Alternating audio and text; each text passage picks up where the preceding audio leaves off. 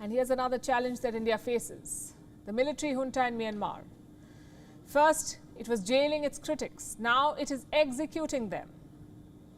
This Saturday, at least 4 political prisoners were hanged to death in Myanmar. The executions have triggered a lot of criticism and protest from ASEAN countries to America to the United Nations. They're all condemning what has happened in Myanmar, asking the world to boycott the junta completely.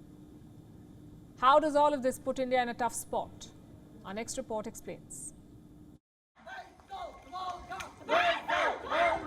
These images are from Yangon, a city constantly on the boil.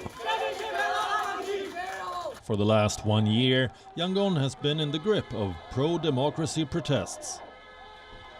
Demonstrations against the rule of the military junta. This week, the protests grew bigger.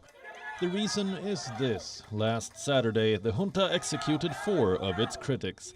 It hanged them to death for their activism. This includes Pheu Zayathaw, a 41-year-old former lawmaker in Aung San Suu Kyi's government. Kya Min Yu, a 53-year-old prominent veteran pro-democracy activist, and La Mu Aung and Aung Thura Zaw, 2 protesters accused of killing a junta informer. Their deaths mark the first executions in Myanmar since 1988. They've been met with a wave of condemnation globally. Malaysia has called them a mockery of the ASEAN peace plan. It takes place about less than 2 weeks after the special envoy visited Naypyidaw, and just about a week before the ASEAN foreign ministers meeting in Phnom Penh. So we look at it that as if the junta is making a mockery of the 5-point consensus. America has asked countries to stop doing business with the junta. We underscore that with the escalating violence, with these horrific atrocities that the junta has carried out, there can be no business as usual with this regime. And the United Nations says it's worried about what would follow.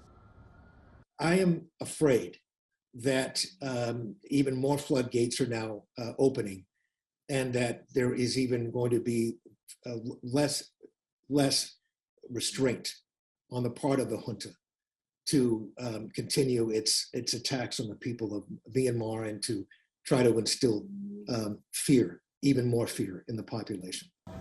There are demonstrations against the executions from Bangkok to Tokyo. Hundreds have hit the streets in protest.